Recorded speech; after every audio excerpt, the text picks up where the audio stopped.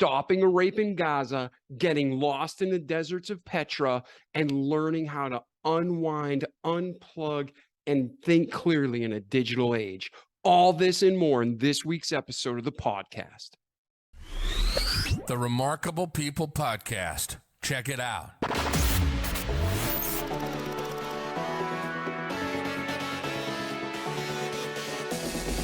The Remarkable People Podcast. Listen, do, repeat. For life. Hello, friends. Welcome to the Remarkable People Podcast. This week, we have a remarkable episode for you. Today's guest was already introverted, and then his parents started going through a divorce. They started arguing a lot and not getting along, and sometimes it was a hostile environment. So because of this, he learned to pour himself into his studies, but he kind of lacked on the social side. So he talks about some anxiety and depression and loneliness he felt and how that carried through into his adulthood, how it affected him, and how God healed it all without medicine.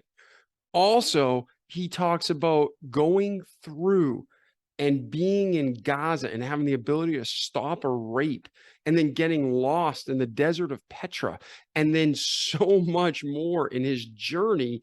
And then we get to the point of his new book and today, and his focus and his purpose, as you're going to hear right off the bat in the interview, is teaching us how to make space in our lives for what really matters. And his book is called The Spacemaker: How to Unplug, Unwind, and Think Clearly in the Digital Age. So at this time, truly get your pens and paper ready. Today's guest has a lot of gold nuggets all along the way. So listen to his story, listen to his journey, stick around to the end for a very special offer from him. And then more than anything, like our slogan says, and like we tell you every week, don't just listen to this great content, but do it. Repeat the good stuff each day so you can have a great life in this world and, more importantly, in eternity to come. So I'm David Pasqualone. I'm so thankful you're part of our community in here today. Please welcome our guest and friend, Daniel Sih. Hey, Daniel, how are you today? Yeah, I'm really good. Thanks for having me on the show, Dave. Oh, man, I am excited to have you here. We've been talking for months to coordinate this moment, so I'm so glad it's happened. I just told the listeners a little bit about you, showed them your book, and they are ready to hear from you, to hear your life story, and to glean from it. And like our slogan says, not just listen, but do it, repeat it, so they can have a great life in this world and eternity to come.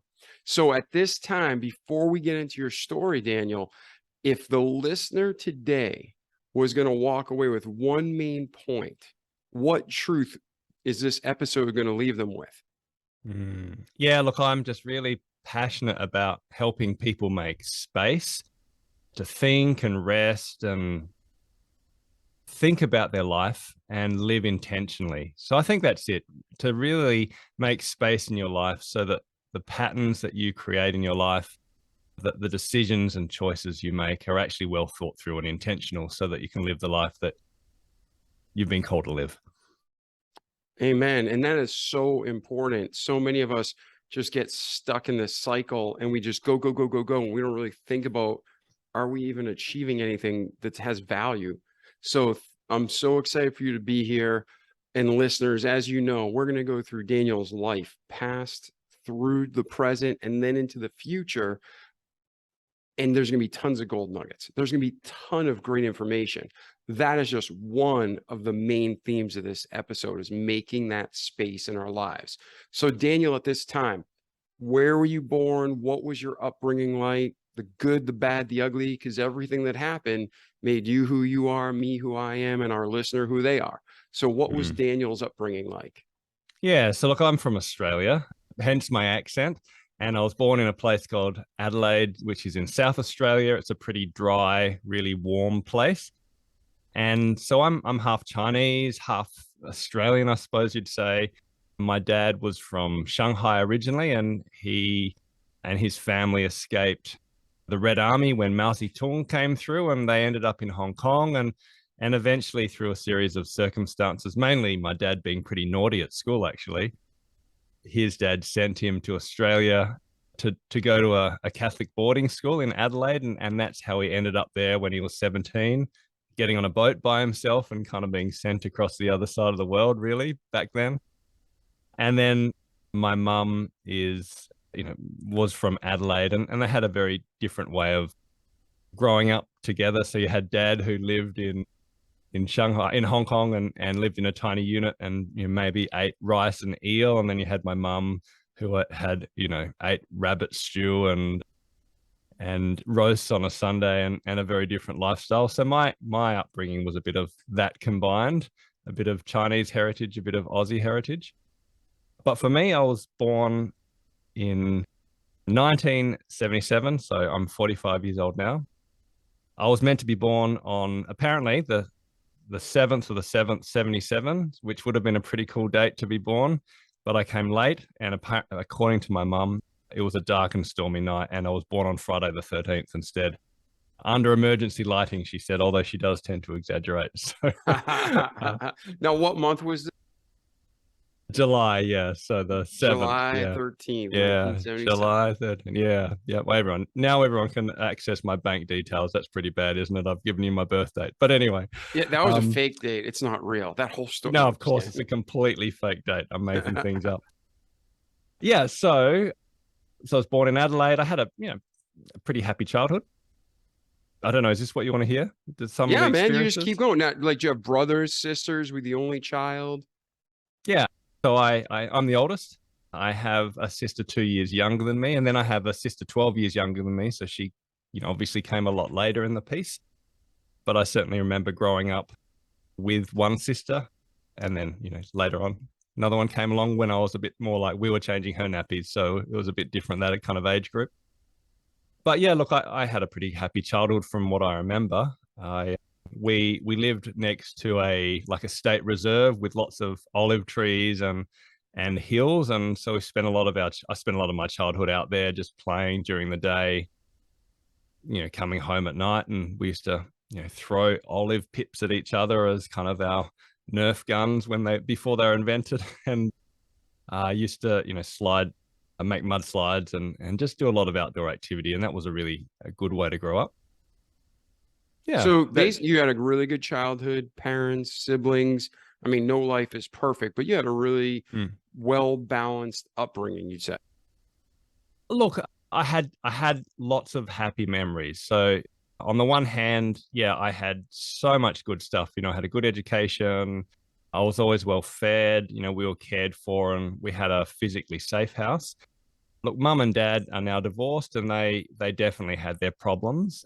Mum had postnatal depression when my sister was born, and so in the early years she was pretty depressed and very, very anxious and up and down emotionally, and that definitely affected us as we grew up and as we kind of moved into adulthood. It certainly affected how connected our family have been. And look, dad and mum are just really different. So, dad used to love to gamble. He used to love to play mahjong, which is a Chinese kind of game. I don't know if you've seen it, with the blocks. Yeah, 100%. He was a dentist. He loved to go out and eat Chinese meals, speaking in Chinese. Mum doesn't speak Chinese, and neither do we. And she loves camping and hiking and caring for the environment. Like, they're kind of polar opposites in many ways. And so that was a tension in our family. And definitely by the time I was in teenager, their relationship was breaking down pretty significantly. And so, yeah, there were happy parts of it, but there were some challenges like everyone experiences in life, I think. Now, let me ask you a question. A lot of times when people feel out of control in their life, they clean their surroundings, or they start organizing or moving furniture. Did you start as you saw your family kind of having some friction?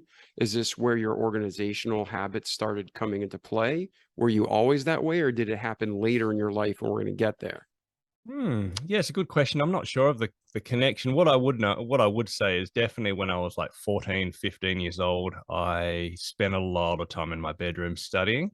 And I think on reflection, I've done a bit of counseling, trying to work out, like why I kind of hid away and did a lot of work. And I think partly because my home environment was pretty unstable. And I think it was definitely a physically safe place, but there were times when it wasn't that emotionally safe to be in my house.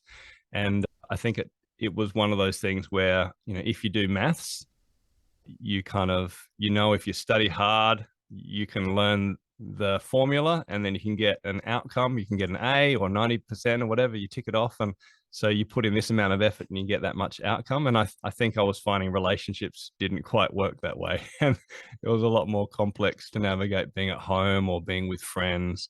I was bullied quite a lot as a kid. There weren't many half Chinese. Well, there weren't many non-Western, like Anglo-Saxon kids, just full stop, around in Adelaide when I was born. And certainly not kind of half Chinese or, different races kind of mixed together. So I definitely got bullied as a kid. And so I think I found that I gravitated towards learning and study. Yeah, maybe that helped some of my productivity habits. I mean, who knows? Nice. Now, when all this was going on and you were kind of burying yourself in work and studies, did you have any kind of family around that was witnessing this to kind of jump in and help you? Or was it just you were kind of alone in your struggle, learning to adapt the best you could? Look, I definitely had family around. I mean, again, we had a nuclear family. I also had, lots of friends. Well, I had family friends, not so much school friends, but people who were friends through the family, through our family. And so I don't think I felt particularly lonely, but I am actually quite introverted. And I still today really enjoy, like, writing a book, for example, locking myself in my room for 3 weeks on end and smashing out a manuscript. So I think there are some really good things about that stuff. But yeah, I don't know. It's hard to explain. I certainly have a lot more community now than I had when I was a child. And that's been a very intentional decision. As we get to the later parts of my story, you might probably the two of the values that have really shaped me a lot, including my faith, which is actually a really big part of my story, is contemplation. So the value of silence and solitude and learning to reflect alone. And I think I started some of that journey when I was a kid, but also community, of actually really intentionally living in community and sharing life with others beyond yourself and beyond your nuclear family. Those have definitely shaped me, but some of that came later in life. All right. So now you're a teenager. Now, just to be clear, were your parents just fighting during this time, or did they get divorced during your teenage years? Yeah, so my parents got divorced when I was 17. So really I was just about an adult. They kind of waited until I'd finished school, and my sister had almost finished school before they got divorced. But yeah, I mean, fighting. My mum's very vocal. My dad would, you hear about silence and violence, and there's two different ways of doing it. So mum would get animated and yell and shout. My dad would retreat and be silent and give mum and us the silent treatment, which is, equally violent. And so it just was, they weren't terrible, but it was certainly dysfunctional. And that's unfortunately what happens when relationships don't work well. My family, like, they loved us really well, but they just didn't do well with each other. Yeah, no, and sadly, that's all too common. And, too many of us have the same type of story, different events, but same basis. And it's not how God intended it. It's not how it should be, but it's the reality, right? So, but it does impact us all in similar ways, and it impacts us all in variable ways. So it's just interesting to hear you talking about that and knowing where you went in life. So let's go there. Is there anything significant between your birth and that 17-year-old Daniel that graduated before we move on? Yeah, look, probably. And it came out of, well, I don't know how it came out, but I certainly had some spiritual experiences which really shaped my life and faith. So I'm a Christian, a follower of Jesus, and that my family weren't. So that's quite unusual. And I remember one particular event, which actually happened a few times, and I can't remember how old I was. I imagine I was probably about 12, maybe 13. But I remember being in my room at night and, feeling fairly sad. There are a few things. I was a very nervous and anxious kid generally. Like, I had a a nervous twitch, and had nightmares all the time. I think I was worried about nuclear war, which I think a lot of kids worried about that, particularly in the 80s. I think it was a really big thing through the Cold War, that idea that one day we might just all blow up. And I remember feeling quite anxious and sad at night, and then some type of spiritual presence, and I can't describe what it is. It might be an angel or the Holy Spirit, but basically some physical presence came into my room, and I actually felt and saw this godlike figure, which is quite remarkable when I think about it now. But at the time, it didn't seem that strange, and it was almost like I just experienced this warm hug and this sense of love and comfort. And this happened a few times, and I remember thinking, oh, it's my friend is back. And clearly that started to lead me towards thinking about faith and God and spirituality in a way that my parents weren't necessarily thinking about stuff. And eventually, I'm sure, led to me making a decision to explore faith as well. Yeah, and that's really interesting. How old were you when you first saw that being? Yeah, so I'm not sure, about 12, 13, that's my guess. It might have been younger. I mean, as a kid, you don't necessarily remember chronology that well, but you do remember experiences. And then the Australian culture as a whole isn't a Christian nation or wired that way. Cool. Yeah, not at all. And then your family were not religious or churchgoers. I hate using terms like this because every person, people in over 100 countries are listening to this. The word church means something different to us all. Religion, the real thing, which we'll get into, is a relationship with God. That's what we all need. It's not about the religion. But what I'm saying is, so you had that experience, and then how did that transition into the relationship with God? Like, did you start going to church? Did you have neighbors or some kind of friend that was into, the gospel? How did that transition happen for you, Daniel? Yeah, look, it's interesting. So most people come to faith, at least in Christianity, I don't know about other religions, through an experience of community. So meeting other people who follow Jesus and somehow deciding to explore faith as a result. And mine was nothing like that at all. So I'd never been to a church service. My family weren't religious. So I had these spiritual experiences where I believe I encountered the Holy Spirit, if I look at it in retrospect. But I think I just had a number of experiences. So I went to a school that was like a kind of religious school. It was more a private school that was founded by religion, but we did go to chapel, and there was a lady who taught us some religious songs. And I remember a few experiences. So I remember singing in the shower one day, which is a bit bizarre, but I remember singing this song, sing Hosanna, sing Hosanna. It's a pretty cheesy song, but I just remember experiencing a lot of joy singing this song. And I think I was worshiping God, and I didn't even know it. And so that experience also stuck with me.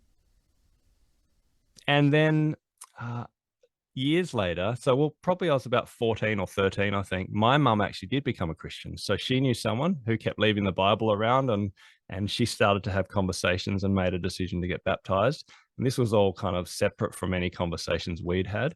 And then mum asked me and my sister if we wanted to get baptized as well. And my sister said no. And I heard that I'd get some presents, and I had no soccer that weekend. It was kind of one of those decisions. And I said, yes, I'll get baptized. So I went to my school chapel, and I'm not even sure the person who baptized me would call themselves a Christian, which is interesting, but we got a little sprinkle of water on our head. It wasn't like an immersion baptism. And I was pretty upset because people gave me like books, like the book of Daniel and stuff like that. And I thought the presents would be like a skateboard and really fun stuff you get at Christmas. So, it didn't kind of work out like I expected. But I would definitely say I became a follower of Jesus at that point. And because, a few weeks later, I remember thinking, well, if I'm a Christian now, then what does that mean? So I think they must pray. So I started to pray. I remember my first prayer was to say, God, I hope you're looking after my dog who had died. Because I didn't know how to pray, so I just made it up. And then I thought, well, a Christian's meant to read the Bible. So I got a Bible, which we had at home, and I read it. Like I didn't even know you're meant to read it in different parts. I just started at the beginning, and I got bored at the Psalms. I thought this is just so faffy, and then I got bored at the Gospels, which is hilarious because that's like the most important bit, and I skipped that through, and then I read the rest. And a few years later, after that, I said to my mum, "Look, we've been Christians, I think, for a while. Do you think we could go to church one day?" And she said, "I've been thinking about that too." So we went to church. So it's a bit of a reverse way of becoming a follower of Jesus, but that was my story. And that's fantastic. I'm so glad you shared that, because to our listeners, you know, it says, "Whosoever shall call upon the name of the Lord shall be saved." You know, it's a promise from God. And we have people of all different quote unquote religions that give this finite path, and you have to go this way. And it is, "I am the way, the truth, and the life. No man cometh to the Father but by me." That's Jesus' words in the Bible. So I'm not saying there's multiple ways to eternity with God. There's not. There's one, Jesus. But what you're describing is God has our path so different. And you singing in the shower, and that's biblical to sing psalms and praises unto the Lord. And you're doing things naturally that are actually what we should all be doing as quote unquote Christians. And we're not even doing them.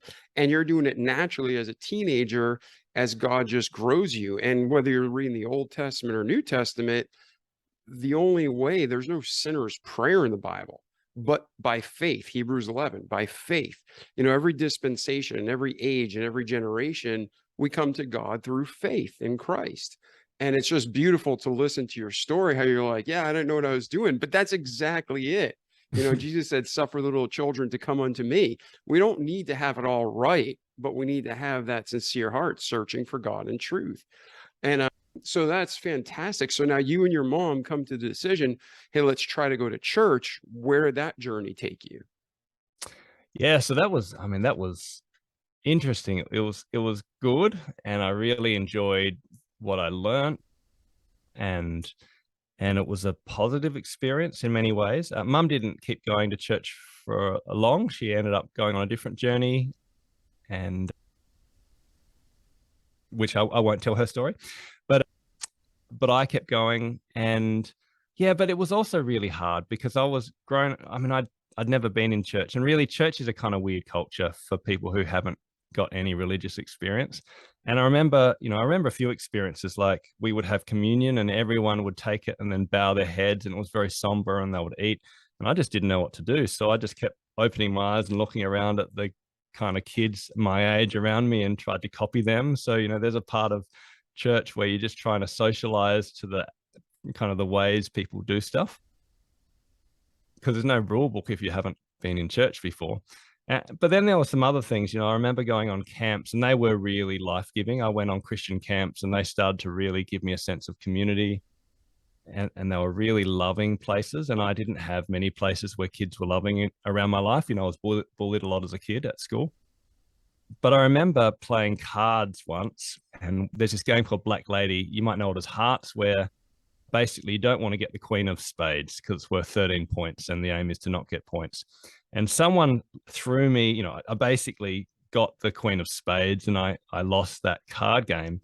And I just yelled out the F bomb, basically, effing something, because that's just the way we spoke, and like all the church kids immediately went silent, and I'm like, oh, all right, you're not allowed to give out the F bomb at church stuff by the sound of it. And so you kind of learn through, and they weren't mean about it. It's just a very different culture. And that's really shaped, actually, longer term. I eventually became a pastor, and as well as a business owner and an author. I've done lots of things, but even my understanding of being a pastor was really shaped by, this church is a weird place for unchurched people, and what might it look like to take away some of the culture barriers that aren't necessarily helpful, and yet maintain the historical things that are really helpful. Yeah, and I love your story. And it's just, if you're listening to Daniel, I hope you're picking up on, God loves the purity in the heart. He doesn't need it to be perfect. He doesn't need it to be an exact way, because If he did, he would have ruined the Bible, and he didn't. It's our culture. You use that word multiple times, and that's what it is. It's our culture, it's our churches, it's our circles that puts all these rules and standards in place, which some are very good and they are to help us grow. But some of them are just preferential that somebody had along the way and it's stuck. So that purity, I remember the first time I went to church, I didn't know the difference between a Bible and a hymnal. And I remember the pastor was preaching and I was raising my hand, and he's like in class, and he would stop his sermon and answer my question in front of 50, 100 people, right? And I didn't know any better, and nobody said anything to me. But that's how I learned and grew, and it sounds like that's how you're learning and growing. No, again, we shouldn't cuss, but how many quote unquote Christians won't cuss, but they'll live like the devil in private? So that's the hypocrisy that Jesus hated and went crazy over. So it's really interesting to hear your story. So you're in a youth group now, you're meeting kids, you're going to church, you're growing. So how do you go from there to, like you said, you became a businessman and a pastor? There's a gap. Fill the gap for us in your story, Daniel. Yeah. So look, from school, obviously I finished, I went to university, and that was probably the next stage of my life. So I studied physiotherapy. I think you might call it physical therapy in the States. So I became a healthcare worker. That was my first profession. And I spent 4 years studying and then, ended up in that field for 10 years, which was, quite a significant amount of time working in different rehab settings, doing musculoskeletal physiotherapy, working with amputees and a whole lot of stuff like that. I had some really formative experiences at university. That was probably the next stage, and that really formed me as a person. I think when I left school, I knew how to study and I was good at learning, but I didn't have terrible social skills, but I had really terrible confidence around relationships. I would say by the end of year 12, I didn't have a single person I would call a friend nowadays. And it was quite lonely. And I thought it was me, that I just wasn't a very likable person. And there was something weird about me. But it's funny, like from the very first day I went to university, you get this completely new start and no one knows you. So you don't have all the baggage from when you're a kid and from whatever happened to happen at school. And I remember being lining up to go to my first lecture, and one guy called Bjorn just came up to me and said, "Hi, I'm Bjorn, good to meet you. We're going to spend 4 years studying." And I said, "Hi." And we just immediately became friends, and he was popular. And then I ended up with lots of friends. And so within a week, I probably had more friends than I'd had for 5 years. And it never changed. I just had a really different start. And I don't know how that worked, but maybe it was God's grace. But somehow I think I learned pretty quickly, there's nothing wrong with me. I just had a bad reputation, and I was the kid that got bullied. And in a different environment, I'm not that kid. And it was really good. Yeah, it was really life-giving. That's awesome. Let's use that as one of our talking points, Daniel, for the teenagers listening to this podcast, or even the parents who are in absolute pain knowing their kids get bullied and feel like there's nothing they can do. What kind of advice or encouragement do you have for those kids being bullied? Yeah, gosh. I'm not sure. What were things that helped you get through it? What are things that, looking back, you're like, yeah, I did that the wrong way, but man, this really did work? Or like you said, college was a fresh start.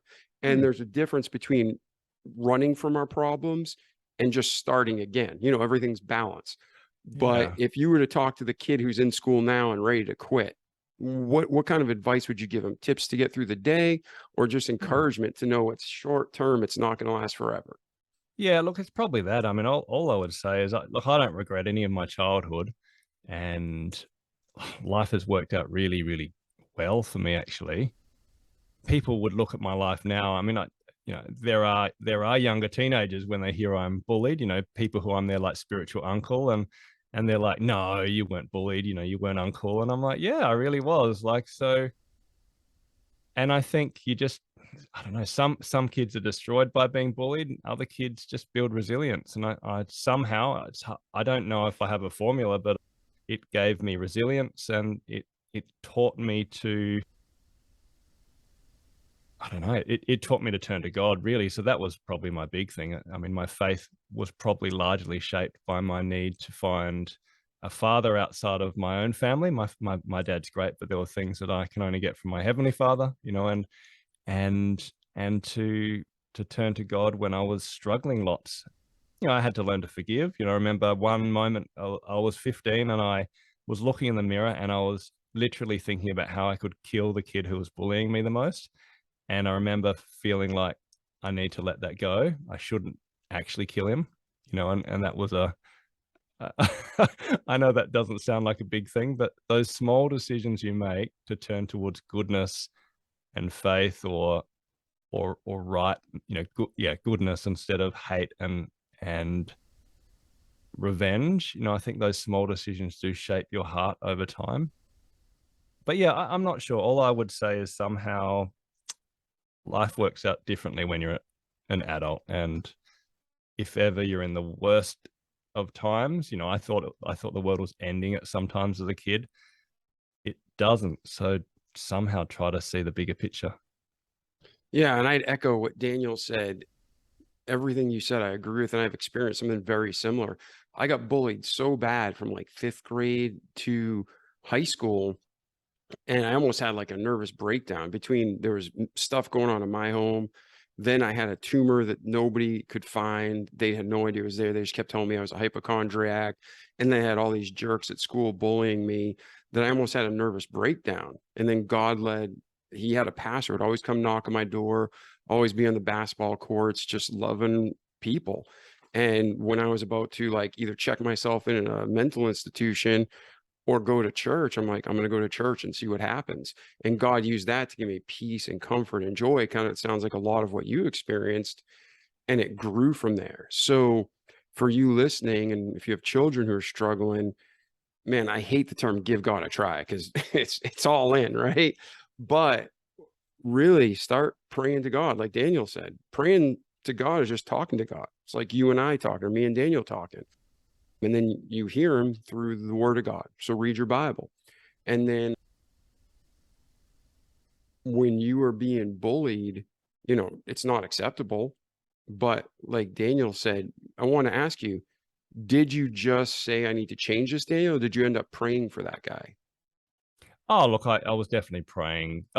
Did I pray for him? Oh, years later, I certainly prayed when I chose to forgive him, in a more full way, and prayed Yep. goodness in his life, because that's part of the practices. Love your enemy and do good to those who hate you. Bless those who curse you is what Jesus said. But no, as a kid, I didn't get that far. I just decided not to kill him. Yeah, That no, was and a that's good huge. start. That could have been a trap that Satan set for you to change the course of your entire life, and we wouldn't be having this conversation today. But if you're listening to Daniel and I, you're like, what? That sounds crazy. Pray for the scumbags. Yeah, actually do. Because Daniel, you just said when you finally prayed for him when you're older, you got forgiveness and you healed. And I had the same experience that when I prayed for them, I started off being like, I don't want to do this. And then it turned into, wow, I actually care about their soul. And then for me, it just so happened that my senior year of high school, everything changed. And I went from being like the kid that people picked on in groups to I was like, pretty respected. So listen to Daniel's story, but understand that when we pray for them and we forgive, we get the blessing and we get free. And you just be able to help them too. And they're not a jerk to other people. So so it's cool I that you do. had that experience. Yeah, I do like the analogy or the expression that not choosing not to forgive someone, and I suppose just keep revenge and hatred in your heart. It's a bit like eating rat poisoning and hoping that they'll die, and I think that's really true. There's something about choosing to forgive which actually leads you to be healed, and it's a really hard process sometimes, particularly if you've been really hurt. But Yep. it's important just to literally force yourself to say to God, okay, I choose to forgive this person for this and this and this. And yeah, and I receive forgiveness as well, in Jesus' name. I find that really has been transformative. And then the next day you might have to do it because you might hate them again. And then you might have to do it the next day. And eventually you realize, you don't think about them anymore because it's gone. And that's a much better solution than kind of holding this grudge for the rest of your life. Yeah. And if you are seriously thinking about hurting someone and harming them, find somebody to help you because nobody's worth. You're really not hurting them. You're hurting yourself. Mm. So just walk away and find people to get you safe and others safe. But going back to your story, Daniel. So now you're in college. Thankfully, you find a group of friends, you find new success socially, you're engaged in your studies, and then you go off into physical therapy and you spend 10 years in there. So, again, between your birth and that point in life, is there anything we missed that we need to cover in that time? Is that when you started going to church and became a pastor, or does that come later in life? Yeah, that's quite a long time later. Yeah, look, there were probably two really formative experiences. I mean, look, uni was great. I had some girlfriends and had some breakups, and a lot of the kind of stuff that happens in uni was it was a good experience. I had some painful experiences, but overall, it was a really formative and positive time. There were two really memorable moments for me. So one was when I was in third year uni. I'm trying to get the order right. Anyway, I was in third uni and I actually became really sick. So I ended up with a virus and I just couldn't get out of bed and I just had no energy. And the doctor called it post-viral syndrome. But then it led to depression. And I actually think it was me not and my parents had been divorced and things were pretty bad at the time. I was living pretty much by myself with my dad, who was just living his own life. And it was a pretty lonely place to be. And I think a whole lot of the kind of stuff related to being in my family and just being part of the breakdown of my family was really starting to catch up with me mentally and spiritually and then being physically sick on top of that kind of all added together. So I ended up on antidepressants and the biggest thing was that I just didn't have the energy to keep going to university lectures and particularly to do my physiotherapy placements. So I put it off twice and then I basically had a phone call with the dean of the uni who said, you can't put it off again, you'll fail and you'll have to repeat. And I really didn't want to repeat third year uni or give up altogether. And about that time, I think it was my mum actually said to me, like in the Bible, people can pray for sicknesses and you can get healed. And I'm like, oh, it's just not, I'm not from a Pentecostal background or a charismatic background. No, we believed that you could pray for people to be healed, but you would never pray with them. You would just pray for them from a distance, if that makes sense. But anyway, I opened the book of Acts and I thought, well, I better check it out. And wow, I'm like, how did I miss the fact that God heals people? And then I looked at what Jesus did. I'm like, oh yeah, like God actually heals people. So I think he put a hunger in my heart to be healed. And so I went to my pastor and I said, look, I read in the Bible that God can physically heal you. And, I've got depression and I've been really, really sick and I'm going to fail my uni. Can you pray for me? And he said, yes, I will. I'm like, no, can you pray for me now? And he says, oh, we don't really do that. And so he didn't pray. He said, I'll speak to the elders about it. So I'm like, okay. So that was a bit unsatisfactory. And then about a week later, we had this itinerant preacher called Michael Frost, who's done a bit of stuff in the States. And he came to our church in Adelaide and he gave this amazing sermon that really moved me in a deep way. And then he said, if anyone wants to come to the front and kneel before God and just recommit their lives to him, well, then come and do that. And no one ever did that at our church. There were no altar calls or anything like that. So anyway, I think I was just determined. So I literally walked up to the front of the church and I sat next to the pastor who wouldn't pray for me and said, I would like you to heal me now. And I closed my eyes and I bowed my head. And he couldn't Nice. do anything. And so he put his hand on me and said a little prayer. And I just immediately had like this supernatural experience where I just started shaking and my eyes kind of went all like I could sit to see kind of this bright red. And it was one of those kind of classic Pentecostal charismatic experiences.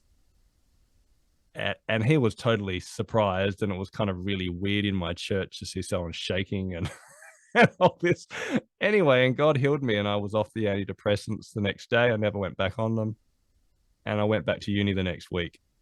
And that was a really formative experience for me because it was like, oh, God is actually real. It's not just an idea. And it really changed the way I read the scriptures and how my faith was shaped. It was funny. I spoke to the pastor. The pastor spoke to me about 2 weeks later and said, "So what was that about?" I'm like, "God healed me," and he still didn't believe it. It's just funny, but anyway. And that's just it. That's the problem with religion, where I'm not saying don't go to church, but we all get in these classifications and these cultural groups. And in the Bible, if this is balance in the middle, if you go left or you go right, that's a false balance, and that's abomination to the Lord. So whether we're in a charismatic church that's way too far right, or we're in a conservative church, it's way too far to the other side, we need balance. So it's like there is a real Holy Ghost and there is real healing. And thankfully you had the faith and you trusted that. And it happened, not because of you being special, but because you had that pure, I believe God. And then God loved you and healed you. But it's sad that we have so many churches that are either too far to the left or too far to the right, and they cut out so much of what's in the Bible. And what's worse is they add in stuff that's not in the Bible and they preach it as truth. So that's really awesome that you went forward and just said, "Hey, I'm talking with the Holy Spirit. Do it."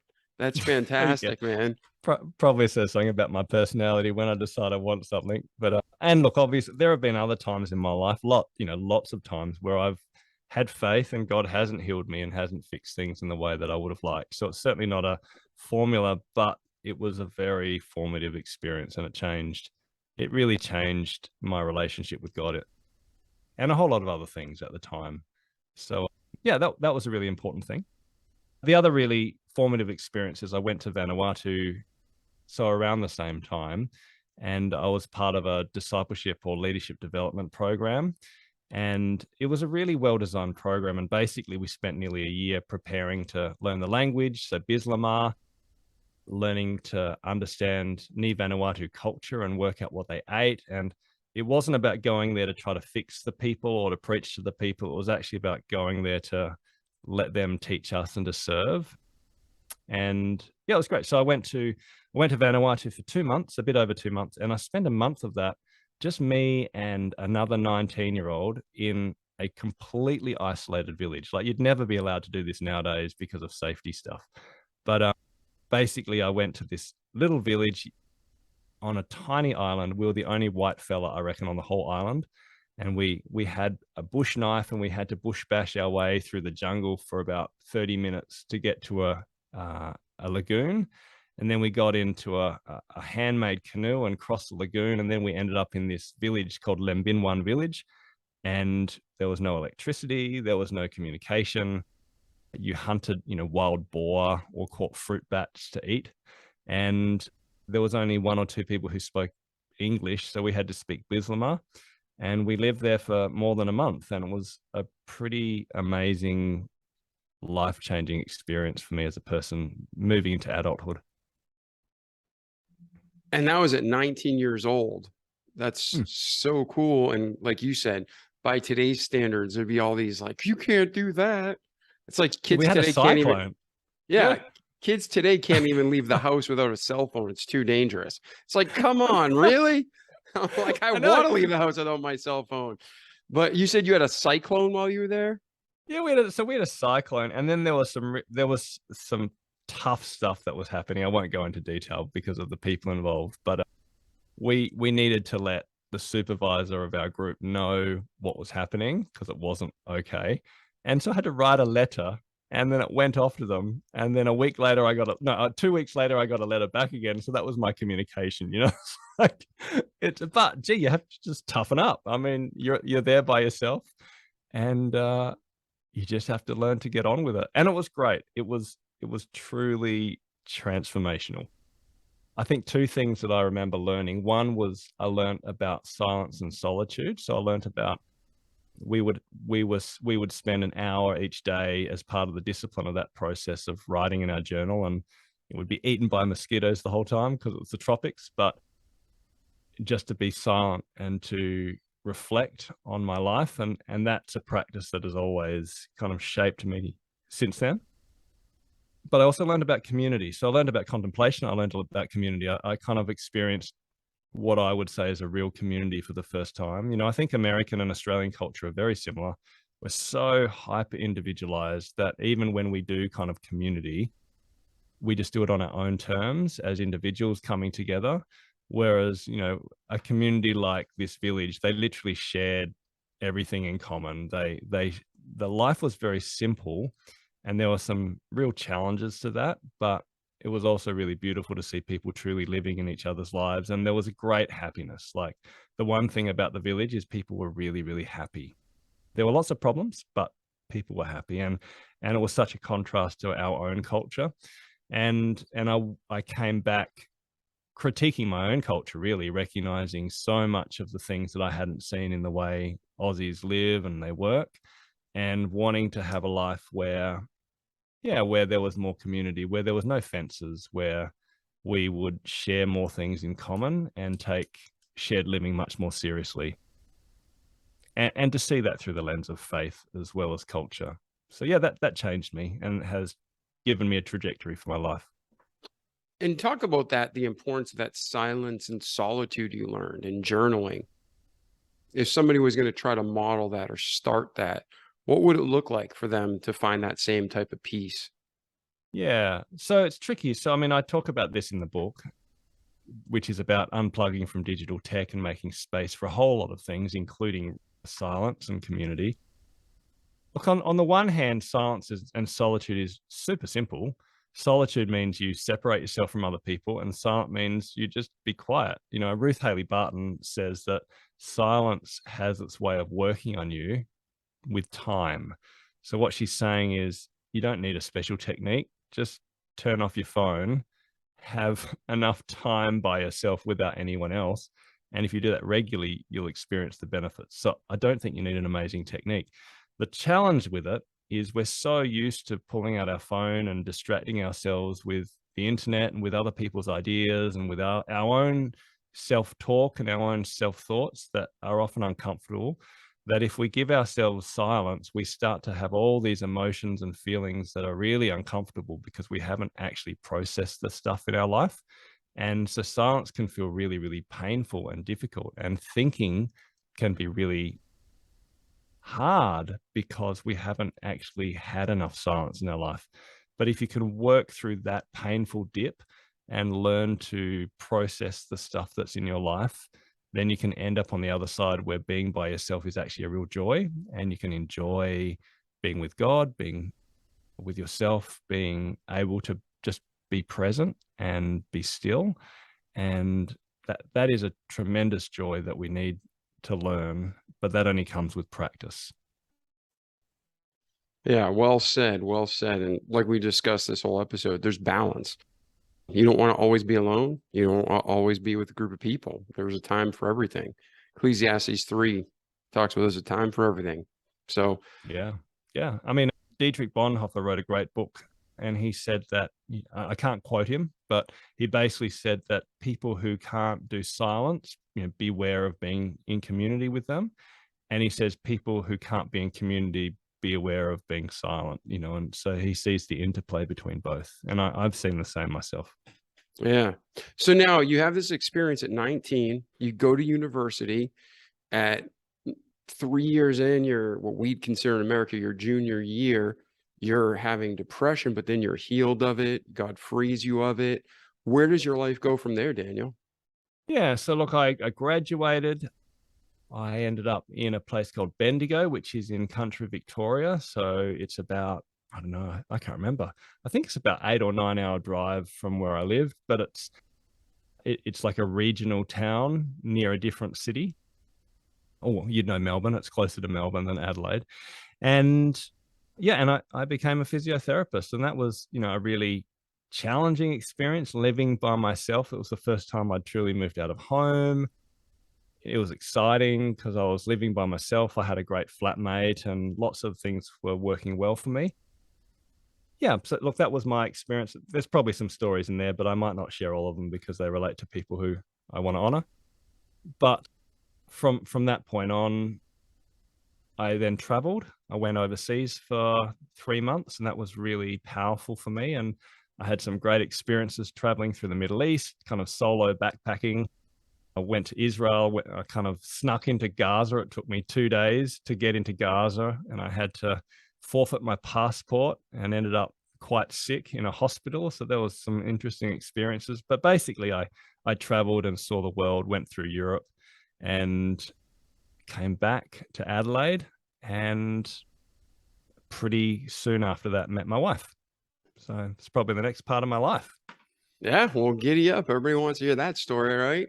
So how does a shy kid who likes to read in his room alone turn into a world traveler and come back and meet his love of his life after Christ? Yeah, I mean, the world traveling was interesting because I I sound like I'm a real adventurous person, and yet I definitely would say that I used to be very anxious, very risk averse. It was actually, again, God pushing me out into the world, which I'm very thankful for. I really wrestled with money. Actually, money has definitely been something that I struggled with, and I owed a family member a lot of money who paid for my university, and I had to pay them back. And I didn't have to pay them back in a fast amount of time, but I really wanted to be free from financial debt and from like family obligation. And so I decided in my Bendigo year that I would live really lean and try to start to pay off my debt so that I could kind of be free of those obligations. But I don't think that was I think there were some unhelpful intentions in that. There were some selfish things in that. It wasn't just a good idea. And so throughout that Bendigo year, I really do think that God took me on a journey of learning to surrender money to him. And so, for example, I would finally save 2,000 to pay off this part of my debt. And then my car broke down, and it cost 2,000. And then like it just continued every time I saved money and I worked so hard for it, something broke down and I had to actually pay that back. And there was a time when my mum's hot water cylinder broke down and I felt very convicted that I had to pay for that. So that was the next $1,000, and so it was this lesson that I had to learn all the way through that year. And then I finally saved up enough money to go overseas because I thought it would be good to just have a very short trip overseas. And then there was a friend of mine who was a single mum who said she's always wanted to travel overseas, but's never been able to do it. And it was her dream. And she talked about it for ages. And it was a friend from Bendigo. And I just felt very convicted that I needed to give her that money. And I'm not a very generous person. It's definitely not my nature. And it's not something I've necessarily followed after this point. But I just knew that to be faithful, I had to give her this money. So I gave her my overseas holiday. And then I decided I'd travel around Australia instead because I didn't have the money now. Anyway, long story short, I quit my job. I bought a car. I was ready to go around Australia, which I actually, in retrospect, I'm so glad I didn't do. And this lady gave me the money back. And she said, actually, now that I've got the money, I realized I never really wanted to go overseas at all. I just wanted to know I could. And so I had my money. And so I'm like, well, there we go. So we went overseas. Nice. Double blessing. You both learned. It was an amazing experience. And it was one of those experiences where I realized, okay, God is good. If I follow him, good things happen and I'll also be looked after. But I'm so glad, and I think if I hadn't, I'm not sure that the overseas experience would have been such a blessing because I had honestly supernatural experience after supernatural experience overseas. Like some random things. I stopped a rape in Gaza and ended up going to court and convicting this person. But it was a good thing because, it really protected this person who was, anyway, being raped. I just had so many amazing experiences. I got lost in Petra in the desert, and I literally had to find a cave just to kind of get out of the sun, and I was dehydrated and out of water. And then basically this Bedouin woman came and found me, and we had this amazing faith-based interaction, even though she couldn't speak English. I couldn't speak whatever language she spoke. But yeah, so again, I had many experiences where I knew that God was walking with me. And yeah, that was my experience overseas.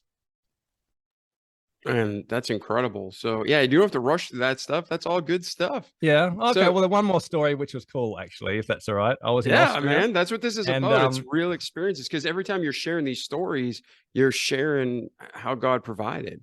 Jehovah yeah, Jireh, the Lord will yeah, provide. yeah, And some people haven't had the faith to take those steps, so they haven't seen God provide.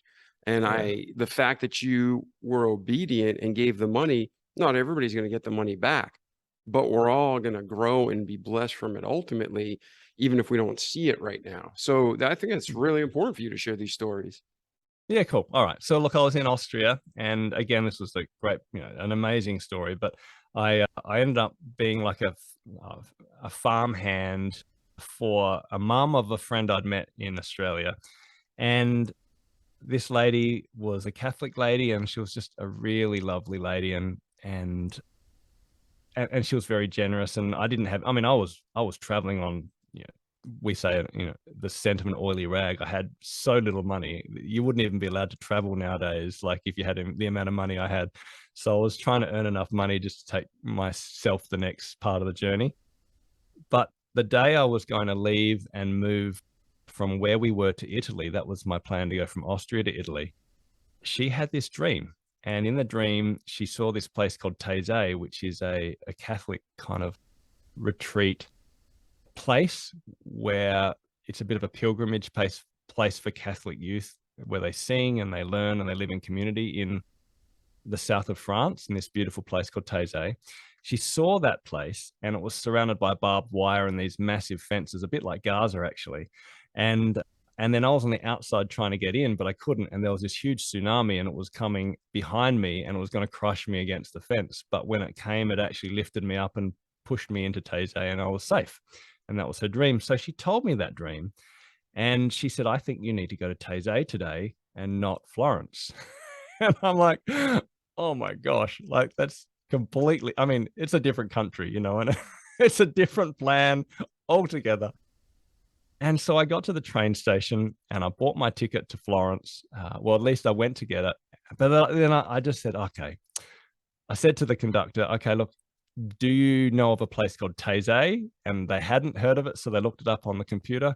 And he said, yep, that's in France. And I said, do you have any trains there? And he says, no, we only have like a train connecting to Taizé twice a week.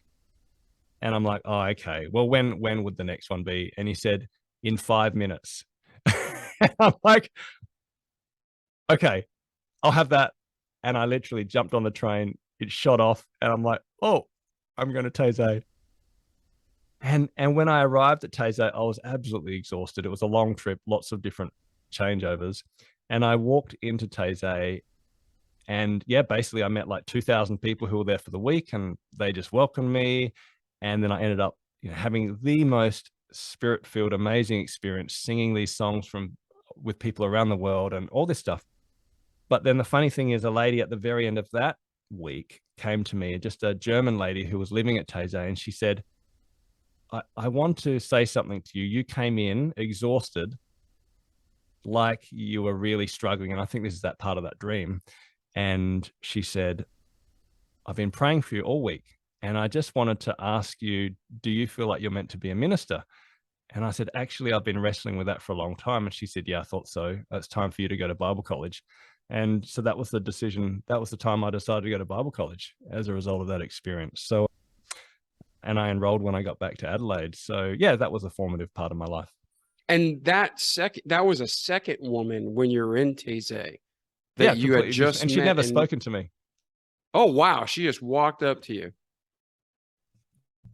Yeah, she just saw me when I arrived, prayed for me for a week, and then as I was leaving, she deliberately asked me if I wanted to get some more sandwich food.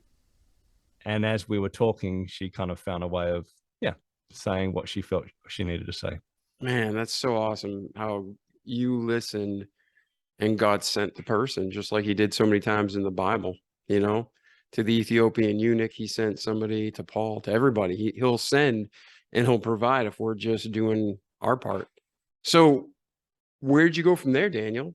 She's like, hey, go to school for ministry. You're like, okay. Yeah, so I went back to Adelaide. I was working as a physiotherapist, and then half time I decided to study. So I started to study at Bible College in Adelaide because of my experience in Europe and Taizé.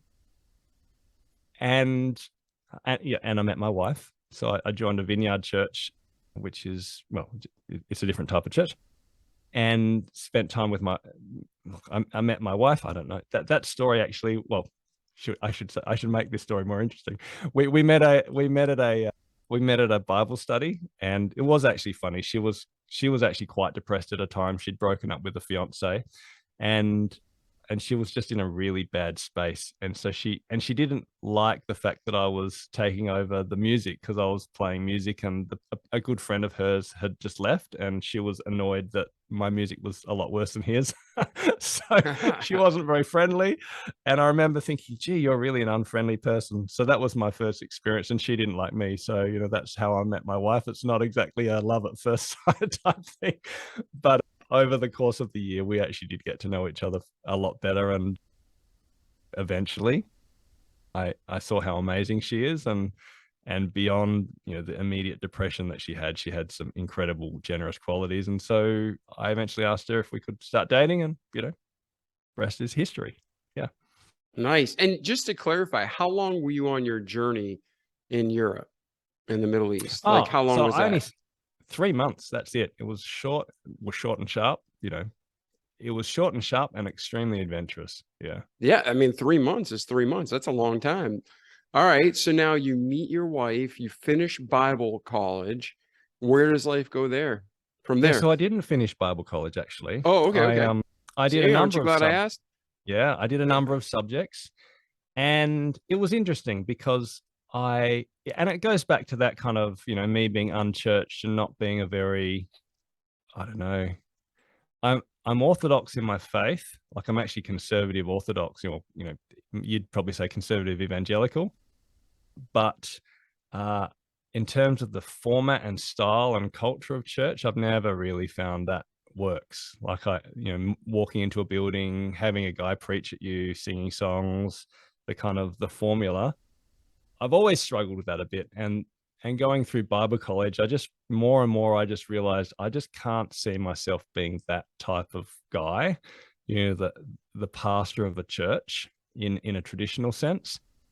And so I did keep studying, but I think I was slow at it because I just couldn't see how that could be my future. Yeah. So I got through half of it, let's say, or maybe a bit less. So look, my wife and I, what would be our next story? It probably is again about church stuff. So we got married. The first year of our marriage was absolutely fantastic, and we really enjoyed that. A lot of people say the first year is the hardest, and our first year was just brilliant. Dating was hard because we both had some pretty hard experiences with breakups and with family, and really wanted to ask hard, difficult questions before we committed to life with someone else.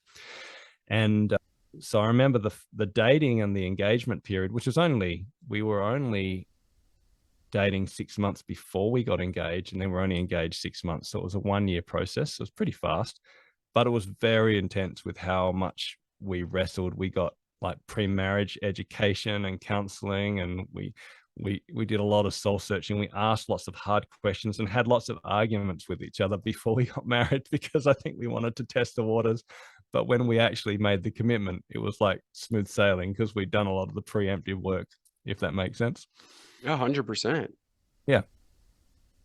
And then after about a year and a half, and it was again, my life isn't actually that supernatural. It's just particularly as a young person, I had lots of these things happen. We booked 2 weeks of annual leave with my closest friend and his new wife to go hiking on a mountain in Victoria. And the leave had been booked, and we had the cars ready and everything else. And then a week before we went to do this hiking trip, there were these massive fires in Victoria, and the Bogan High Plains actually burnt down. And so we clearly couldn't travel there because of the danger. And so we didn't know what to do. And we said, well, let's pray about it as the four of us. And so we just prayed. And my friend, who's really very prophetic, he really listens to God well. He just said, I just have this I had this word forge. And he said, I've heard of this thing called Forge. So he looked up online what Forge was, and it was this mission training course that was run in Victoria by a guy called Alan Hirsch and Michael Frost, actually, the guy who I actually met all those years ago.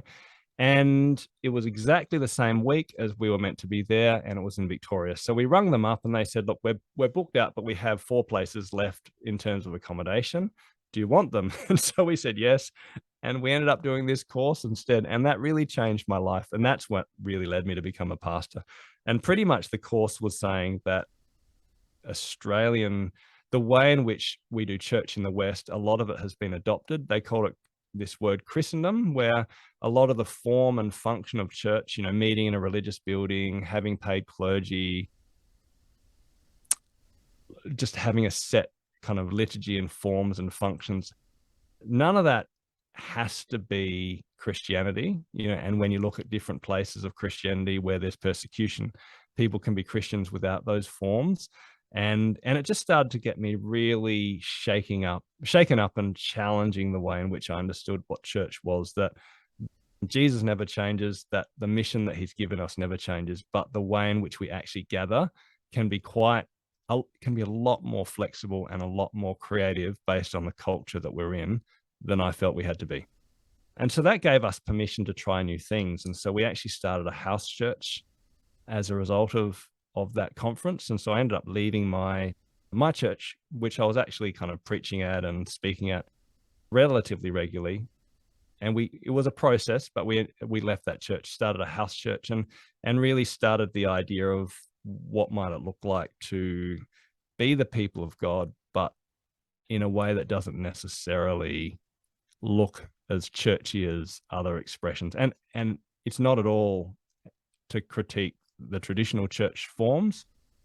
I love the church, but I think there's a lot of freedom in experimenting in the forms as well. And so during that time, what were you doing for income? Were you working back in physical therapy? Were you working full-time as a pastor? What was going on there?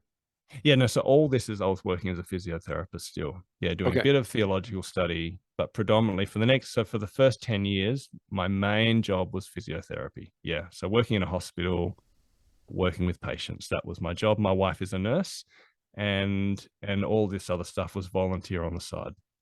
Nice. All right. So now you're in this home church, you're with your wife, you guys are growing together in the Lord. Where does life go from there, Daniel? Yeah, let me just think. Well, it's overseas again. So after doing about a year and a bit of this house church, which was an amazing experience, but we also realized just how much we didn't know. You can run a house church pretty easily, but if you want a house church that multiplies and actually creates some type of movement, that's a very different idea. And so at the same time, we knew we wanted kids one day, and my wife had always wanted to be an overseas missionary, actually. So when I met her, she actually went overseas and did a number of months in an abandoned babies home in South Africa. And she'd been to Mexico and always felt that she was meant to be an overseas missionary. And so we thought, well, before we have kids, if we're going to work overseas, this is the time to do it. And through a number of circumstances, we ended up feeling like we were meant to go to Cambodia and work with a group in Phnom Penh. And so that's what we did. We sold up everything, kind of got rid of our unit and sold most stuff, put stuff in storage, handed over the house church, and then went to Cambodia to join an American organization that lives in the slums. So they kind of, one of the things we wanted to do was, if we're going to live anywhere culturally, we wanted to live like and live with the people that we spend time with. And so we didn't go to be missionaries. We went to check out the mission and to build relationships, and then to see if that was where we were meant to stay long term, because this group didn't take people for short term stuff. It was 3 years minimum. So if you're going to go there, it's a longer term commitment. The intention was usually 6-year terms. And so we went there, and long story short, it just really wasn't where we were meant to be. And so we then didn't know what to do. So we went to the UK and we worked as a physiotherapist and a nurse for a year. And we spent that time trying to work out, well, what on earth are we actually meant to do with our lives, and where are we meant to end up? And through that time, we just had a lot of conversations where it just became really clear that actually our heart is to reinvent what life and faith and culture might look like in Australia, to recreate communities in a new way. And yeah, we actually wanted to take some of what we'd learned overseas back home. And so that was the journey that actually ended up where I am, that led us to where we are now, which is Tasmania. I had an argument with God one night saying, you know, we've been waiting and asking questions and trying to work out where to go. And we felt quite homeless, even though it was fun to travel and be overseas. And I remember having this question kind of enter my head, which is, you know, where would you like to end up? Because the thing about Cambodia, it was really dirty, really busy. There's no nature. And I found the idea of living there incredibly hard. And so when I thought of the question, where do you want to end up? I immediately said, oh, it'd be awesome to live in Tasmania, which is where I live now, because it's beautiful. There's bushwalking. It's clean. It's small. It's just one of these magical cities. I really think it's one of the best cities in the world. And then I really had this sense that God said to me, well, why wouldn't I send you somewhere that you want to go? And it was like, it was a wake up call for me. It was like, oh, what if God actually sent us somewhere we wanted to go rather than somewhere we didn't want to go? And once I'd had that idea, we made a few investigations. Everything fell in place really quite miraculously. And within, I think, 2 to 3 weeks, we had a plan, we had a place, we had a church community, we had a job, and we moved to Tassie. Nice. Now, as an American, our experience is Tasmanian Devil from Warner Brothers cartoons, right? So Yep. what is Tasmania like? Like, you described it a little bit. You said it's a beautiful place, but I mean, I just picture a spinning monster. You know what I mean? What is Tasmania like? Is it more like the culture of Australia? Is it the bush? Is it like a completely different civilization? What is that area of the world like? Yeah, so culturally, you know, we're Aussies. We're very similar to the rest of Australia, but we're an island down the bottom. So in terms of the geography, it actually is quite different. So it's a lot colder than other places. It's more like New Zealand or parts of New Zealand. We have mountains, lots of green, lots of water, lots of trees. So it's really quite a beautiful place. And it's a small place in terms of population. We've got I think we've got about just over 500,000 people in the whole state. And it's it's quite a big place in terms of world standards. My city only has just over 250,000 people, which I think is great. So you might not even call it a city, but it has a lot of interesting things. It's got some hard culture. We have a horrible history in terms of exterminating the Aboriginal people. That was done in a worse way in Tasmania than almost anywhere else. We have a horrible history with regards to convicts and the way in which convicts were treated from the British Isles. And we've got quite a dark history in terms of spirituality, but it's also a beautiful place to live. And there is the Tasmanian Devil, but it doesn't spin around. It's just kind of this little dog that doesn't hurt anyone, but it does have a pretty strong bite if it ever was to try to bite you. Now, is it like a prairie dog in the US that it ruins the fields and the crops, or what's it do? Yeah, well, so it's okay. It's not a dog; it's a marsupial. But I'm, trying to. I don't know. It's gosh, how do you describe it? Hey, you're educating people all over the world who this is a side note, or it's a rabbit trail, but you're taking what Bugs Bunny did and you're fixing us all. So what's a Tasmanian Devil? All right, so how big is it? Oh, I don't know. Just over, probably about 30, a bit over 30 centimeters. You don't even do centimeters, you do inches. So I don't know what that is. It's about a bit over 1.5 feet long. It's a really solid little kind of black creature with these enormously strong jaws. So if it grabs onto you, it can really grab you. It is a meat eater, and they screech. So that's probably the scary bit. They screech like, they sound a bit like I don't know, some type of horror movie or something. I can't repeat the screeching, but yeah, they're nice little animals, and they're certainly worth visiting if you come to Tasmania. All right, man. I'd love to. I'd love to. When all these stupid, I can't even say the words because I just went through a huge ordeal with one of our episodes. We got canceled and I had a fight with YouTube because I used words and stated my opinion. We won the appeal, but it wasted a lot of time. So when it comes to injections in your body that the World Health Organization is talking about, my personal opinion is very frustrated by it. And because of that, we can't travel country to country. But once sanity comes back and the restrictions are lifted, man, I'd love to be able to come out there and you show me Tasmania. That would be fantastic. Yeah, nice. Yeah, Tassie's good. Yeah, man. So now you get to Tasmania, God works everything out, everything seems to fall into place. So bring us between there and today and your book, career, your impact you're making with making space. Yeah, look, Spacemaker. when we've taken a long time to get here, so I'll No, do a that's what bit this of it. show's about. This show isn't Uh, about just pimping a book. Well, you've helped a lot of people. You've clarified a lot of topics. You've gone in depth in topics much more important than the Tasmanian devil. So this has been a profitable experience. But bring us between when you get to Tasmania and today, and then we'll wrap up anything we missed. And we'll transition to where's Daniel today and where are you heading? So now that you've been so generous to help us with your time, how can we help you? No, that sounds good. Look, there's probably one more experience that's pretty important to share, and then I'll talk about where I got to with in terms of business. So I was a physiotherapist. When I moved to Tasmania, I ended up doing half-time church work. So that was part of why we moved there. So I was part-time. I met a family in our community, and the church community, it was the type of church community I was looking for. We met at a pub, and we ran a pub and a jazz venue. And then so it was kind of like really integrated with the community around us. But then on a Monday night, we would eat together and we would pray and sing some songs at the top of this jazz venue. And then on a Saturday, we would run the jazz venue for the community. So it was really quite a different expression of what church was, which is why I went there to learn what this was about.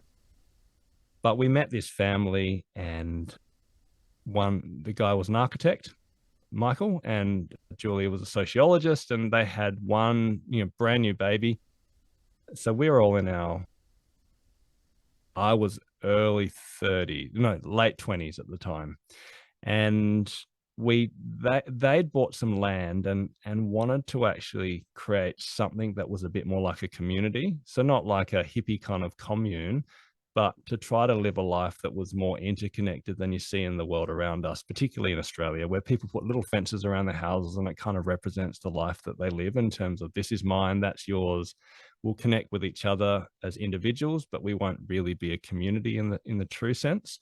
And we wanted to see if we could live a bit differently to that. So we bought some land together and spent a whole lot of time trying to work out, what we might want to do together and whether we could actually commit to a long-term lifestyle as two couples.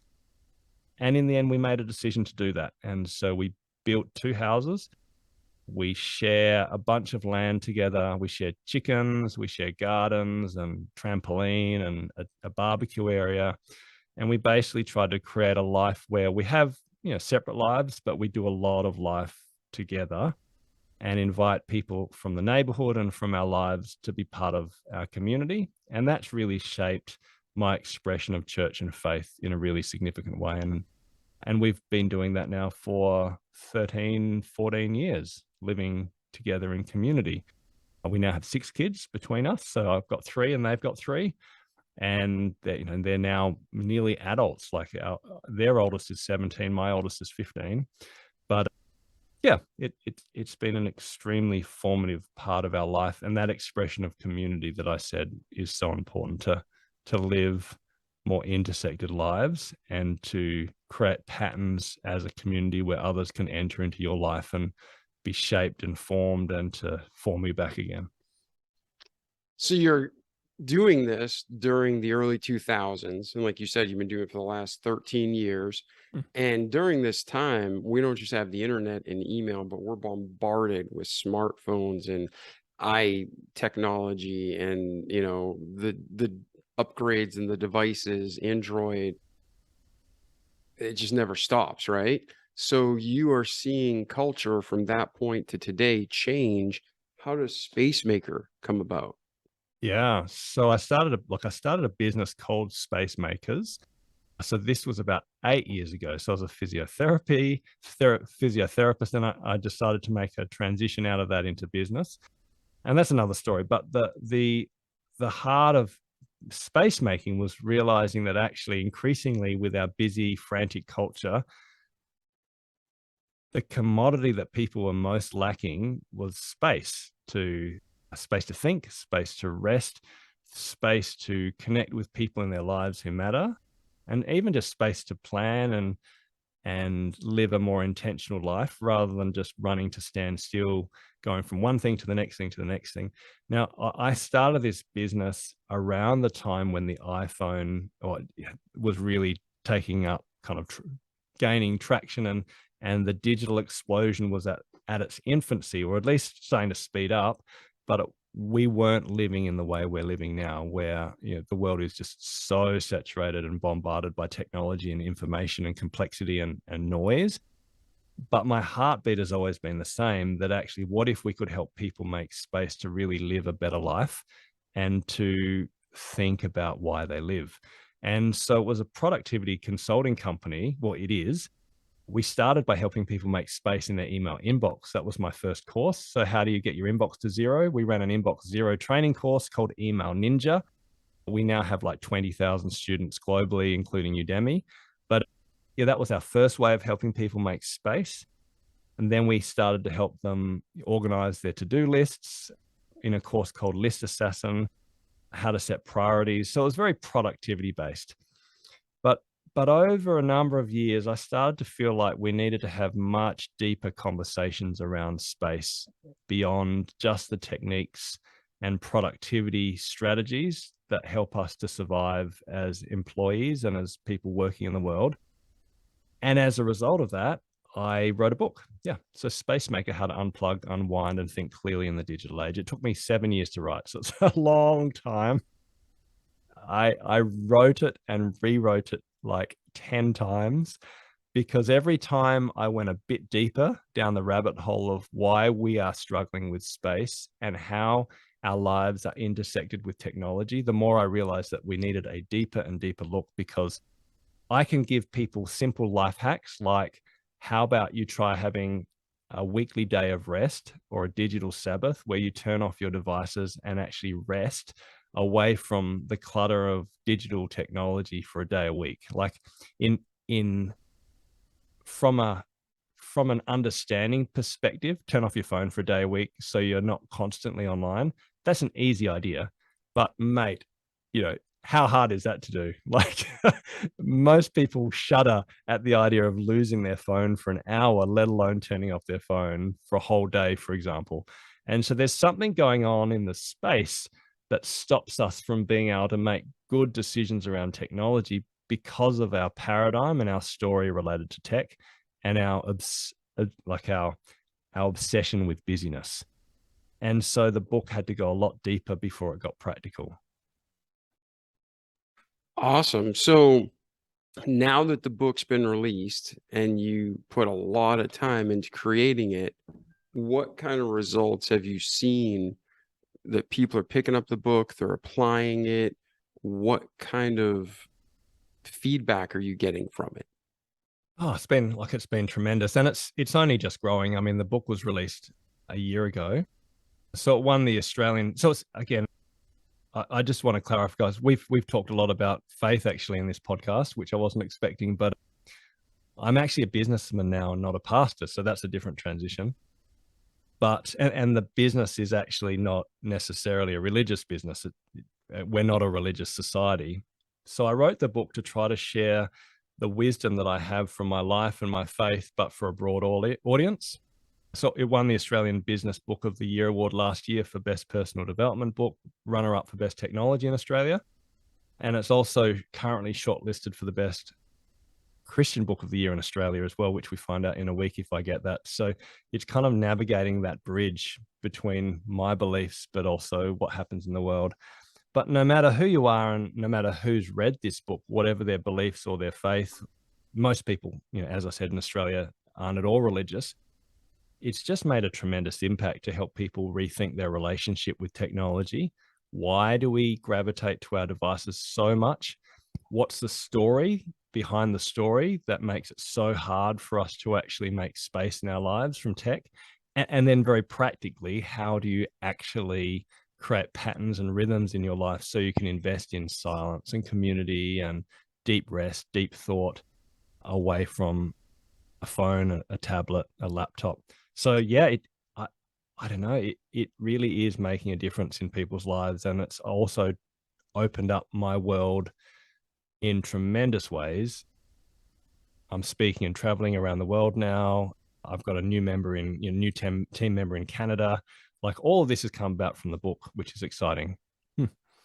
So between now and going back to your birth, before I ask you some questions about the book and making space, is there anything we missed, Daniel, that's significant that you want to talk about or cover?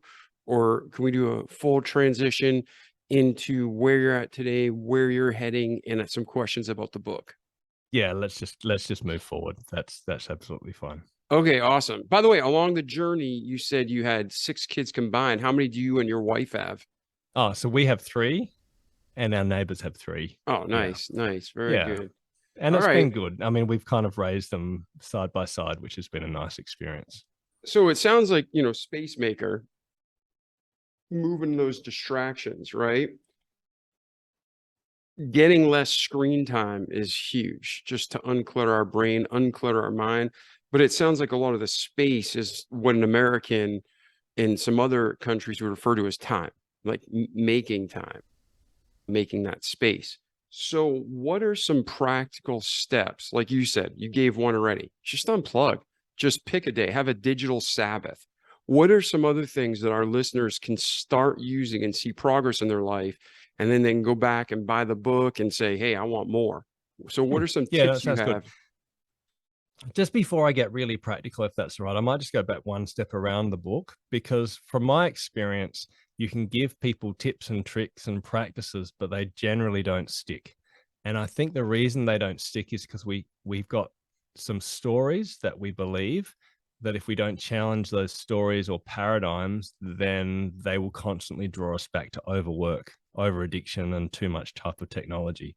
So in the book, I go from the paradigm to the practices or the paradigm to the principles, and then the practices of space making. So the practices are like the tips and tricks I'll talk about in a second.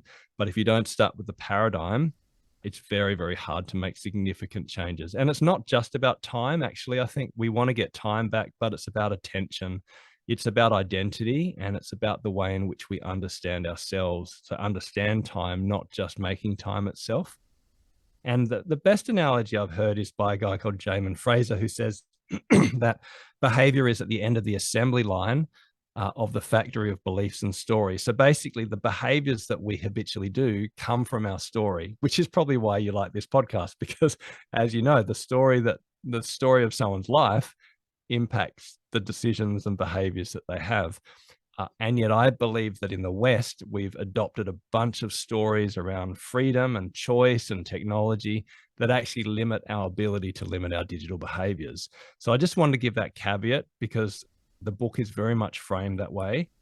If you think it's just a book about how to fix like the habits, well, then that it's very practical, because I'm a productivity consultant. I get down to the nitty gritty of how you'd shift your calendar.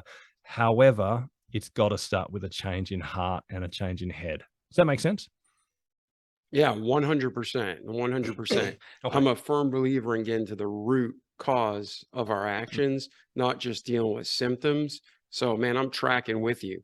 So that's why I was just saying, but if there's some things, just a starting point for some of our listeners to put in place and then dig deeper, what are some of the low-hanging fruit of this world, making more space and unwinding and unplugging and making sure they get some downtime and their mind's not just plugged into an iPhone or Android. Yeah, sure. So I'll give you some low-hanging fruit. Like in the book, I go from the annual patterns, the weekly patterns, and the daily patterns, and the daily patterns are the low-hanging fruit. There was a research study by the University of Virginia, a guy called Timothy Wilson, who found that he put American participants into a room and said, sit by yourself without a device for 6 to 15 minutes and think your own thoughts. And those participants said that it was a painful experience or an uncomfortable experience. And so he wanted to kind of compare uncomfortable with uncomfortable. And so he ended up getting an electric shock and basically shocking them with painful electricity, which was so painful that they said they would pay $5 or more to not have that experience again. Then he put their group back into a room as a different cohort and said, sit and think your own thoughts for 15 minutes. But I don't encourage it. But if you want to, feel free to electrocute yourself again. And 67% of men and like 20-something% of women chose to shock themselves with painful shocks rather than be alone with their thoughts without a device. And I think that says a lot about the way in which we've shaped our brains to need constant distraction and electronic attention. So the practices that are low hanging are the ones that basically say, try to create daily pauses and patterns and rhythms in your life where you have digital free spaces and digital free patterns all throughout the day in a habitual way, individually and together. So some examples would be start and end the day without technology. Most of us charge our phone next to our bed and we use it as an alarm clock. And then we finish the day scanning Instagram or the news or email. And then we begin the day by reaching for our alarm clock and then suddenly reaching for whatever app kind of appeals to our identity. And if you've got a spouse, you'll often be in bed and you're using your phones, making love to your phone rather than to each other. Like, I think it's crazy. And so if we can create a daily pause at the start and end of each day to bookend each day with, let's say, 15, 20, 30 minutes of space with no tech. So you wake up and you think your own thoughts, you pray, you reflect on the day that's coming, rather than hearing other people's thoughts, or finish the day talking to the person in bed next to you, having pillow talk again, or just thinking or journaling or reading a physical book. That bit of space can be a game changer as one example of a daily pause.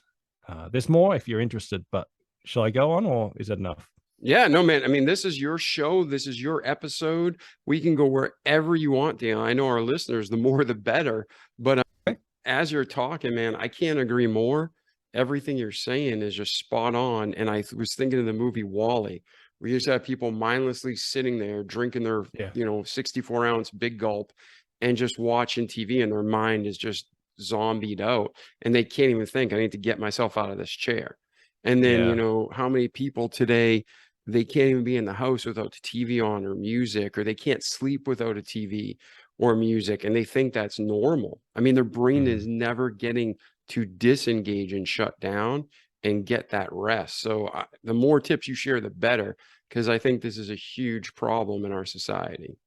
Yeah. Look, so WALL-E is a good example because, an extreme example, but we get caught in these loops and patterns. So, for example, the brain uses up 25% of the body's energy. That's a lot. Okay. So, when your brain is working hard, then it makes you feel tired. That's why you experience Zoom fatigue or brain fog. Does that make sense? And so, what happens is when we're interacting with devices and screens, particularly the internet, particularly stuff that's flashing or where we're interacting, it uses up a lot of mental energy and therefore you feel tired. So we end up in this cycle where we think I'm too tired to play an instrument, to go for a bushwalk, to exercise. I'm too tired to actually play board games with my kids because I've had a huge day at work. So I'm just going to watch the television or scan Instagram, which in some ways feels easy because it's like digital candy, but it actually continues to work the brain. And so you actually use up the rest of the energy reserves that you have. So while it feels easy, it actually makes you drained spiritually, mentally, physically, and then you start the day again and you just rinse and repeat. And so in one way, it feels like you're resting, but it's actually not restful, as if you'd gone and exercised or slept or hung out with a person without a screen. And it just creates this horrible cycle where you literally are like, in Wall-E, you're just sitting there glued to a screen, shaped by whatever input comes your way. We need to break that cycle by the daily pauses, the weekly pauses, the annual pauses. Yeah, I Yeah. couldn't. So The other thing too about that is, if you're using all your resources, and I'm guilty of this too. I mean, I'm sure most people today struggle with this, but if we're using all our resources and our minds constantly spinning with stuff that doesn't matter, we're not subconsciously and consciously solving the problems and dealing with the stuff that needs to be dealt with. Hence, so much depression and anxiety and just sorrow. If our minds are allowed to be free and to focus, it's so much more productive for a spiritual and mental and emotional balance. I mean, would you agree or disagree with that? Oh, look, absolutely. I mean, the explosion of anxiety, mental health, depression it's multifactorial. There are so many different things in our culture than 10, 20 years ago that are causing this, but a tremendous amount, I'm convinced, is technology and the way we use it. I've just written a second book, which is released in November, called Raising Tech Healthy Humans, which is about how to raise healthy kids with healthy habits around the ages of 5 to 12 years old. So we call that primary school. And the research in kids is just really clear that if you expose them to lots of stimulated type of internet activities at a young age, like Minecraft or things with variable rewards, where you're constantly getting flashing screens and you've got kind of close up screens rather than far screens, it stimulates the part of the brain, the limbic system, the primary part of the brain, which is about fight or flight. And you create this constant sense of stress, which is actually called anxiety. And so a lot of the anxiety our kids end up with in high school is because you've basically stimulated the fight and flight part of their brain for hours and hours and hours and hours on end, so-called giving them educational Minecraft, which is basically making them anxious. And so I think that happens to adults to a lesser extent, but with young plastic brains, it absolutely happens. So there's a long answer to say, yes, I agree with you. I think there's definitely a connection between mental health and how we use our devices. And we need to unplug. Same message. Make space. Yeah. All right. Maybe you got time for a couple more tips before we move on to where's Daniel today and where are you heading? Yeah. Yeah. So look, some other low-hanging fruit, a digital free meal. I love this one. It's tremendously research-based. So basically, have a meal around a table without a TV, without any screens, mum and dad, no screens, kids, no screens, and do it as much as you can, ideally every day throughout their childhood, especially if you're a family, and it's increasingly rare. I won't share all my stories, but I've coached a lot of leaders around the US, particularly New York, who the idea of them eating around a table as a family is an unheard of idea. And they never grew up that way either. They just grew up kind of sitting on the couch watching TV and then sitting on the couch with an iPad. So it's actually increasingly rare for people to eat together as a family without tech. But the research says that kids who have a family meal without tech, they have better homework skills, better numeracy and literacy skills than those who don't. They end up with less teen pregnancies at the age of 17. They're less likely at 17 to smoke marijuana or have debt when they're older. They end up with better jobs, better mental health outcomes, all because of one practice.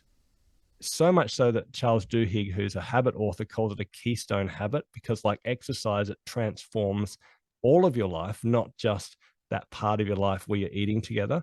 But I think it's a pretty simple habit, eat together without tech once a day and let it change your kids' lives and let it change your life.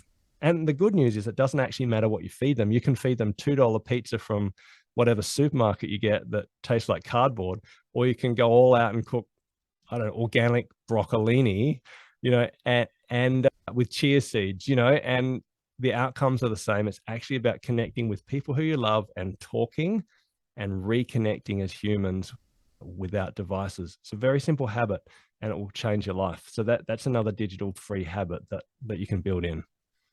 Awesome. Thank you so much for sharing these, Daniel. Did you have one more you wanted to share? You have one more we can talk about?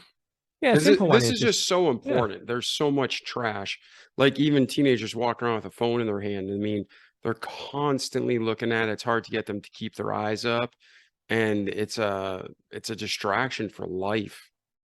Yeah. Look, while I've just written a text, like I've written a parenting guide for young people, as I said, it's not out yet, but I wrote Spacemaker first because my first habit, even in my second book, is you've got to start with self. Because you can look at your teenagers or your kids and say, stop being so on screens and get your head out of a screen and blah, blah, blah. But if then you sit down on the couch and spend an hour scrolling Instagram yourself or Facebook, or if you're always waking up and looking at your phone and not giving your kids attention, if your habit, if you can't turn off your phone on a weekend, or you're always checking your phone when you're at the dinner table, they will copy your habits, and your digital values and patterns will play out in your family culture. So I think Spacemaker, the book, is actually about helping you change your paradigm and your life and your practices. And that will actually have a flow on effect to your family. That's not answering your question about the practical habits, but I do think it's important to start with self when it comes to examining the way in which you shape your cultures as leaders, as managers, as parents, as pastors. Yeah. Yeah, I think starting with ourself is biblical. I mean, we have to work on ourselves first, and then it trickles to everyone. Hmm. You can't give what you don't have, right? If you don't have it inside you, it's hard to give people. You turn into just a hypocrite. So that's great, man. Yeah, definitely. Look, the last habit, I'll be very brief. It's good to exercise sometimes without tech. I love audiobooks. I love podcasts, obviously. And I find value in that. But at the same time, if you're constantly filling your brain with other people's ideas and other people's thoughts, and you don't have enough silence and solitude in your life to reflect on the meaning of that information, to listen to God and work out what he might say into that space, and to actually work out what it might mean for you and your emotions and your beliefs to apply that in your life, well, then you're just a knowledgeable person.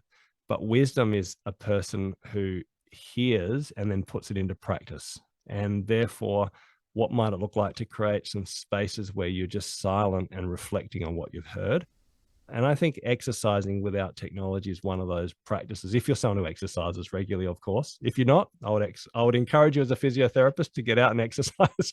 But if you do exercise, I would suggest that sometimes it's worth running at the gym without a podcast, or walking along the beach, or walking your dog without having your phone in your pocket at all, and just allowing yourself to commune in that space with yourself, with nature, and if you're a follower of Jesus, with God. Yeah. Digital free exercise. Yeah, and I think there's so much to that. And what you said was beautiful. If you're always filling your mind with other people's thoughts, how can you have your own? I mean, that's so profound and real. I mean, we're supposed to, we read our Bible daily, and it changes because it's a living book, but we're refreshing and reminding ourselves of truths. But we need time to sit and meditate on those truths, and then learn to integrate them in our lives and apply them. And what you're saying about how if you're always consuming, what are you doing with it? And I mean, how many self-help gurus are out there who are truly, truly helping people? Very few. They just have people who just regurgitate over and over again the same facts. All truth that works comes from God anyways, but people pay billions of dollars to get these tips, and they fill their brain and feel good about themselves, but they don't ever apply them. When you are listening to this show, like Daniel said, we need to not just listen to this, but we need to do it, and we need to repeat it each day so we can have a great life in this world, and more importantly, in eternity to come. So, Daniel, where are you today and where are you heading so we can maybe help you get there? You share with us so much great information. How can we help you get to the next phase of your journey? Thanks for asking. I mean, on a very personal level, I'm in a really big transition in my life again, as happens in life. As you know, I was a pastor for 10 years. I was a physio for 10 years and then a pastor for 10 years. And for a number of reasons, I've just moved into business as a way of expressing my faith and my love for the world and wanting help people make space. So I'm 3 months into being a full-time business person. And yeah, I would love you to read my book. That's the thing that I would really love you to do, and write an Amazon review if you like it, and to share it with other people. I think there's so much stuff in there that we need in our culture right now, how to make space and really transform our ways of seeing the world digitally and communally. And so hopefully you'll get a lot out of that book. So just grab that book, Spacemaker, online.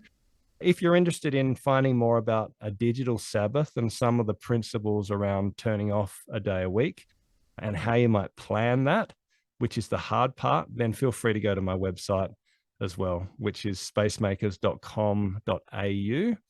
And there's a link I'm sure David can put up to help you download a free digital Sabbath guide and some free chapters from my book. Excellent. Yes, we'll put a link to your website, to the free offers you are so kindly providing to our listeners and our community in the show notes.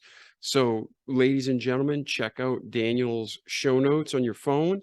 If you have any questions whatsoever, reach out to Daniel, reach out to me if you need anything. And what we want for you is just the best. So if there's anything we can do to help you, please let us know. And ladies and gentlemen, apply what you learned. Let us know the results, and we'll see you in the next episode. Ciao.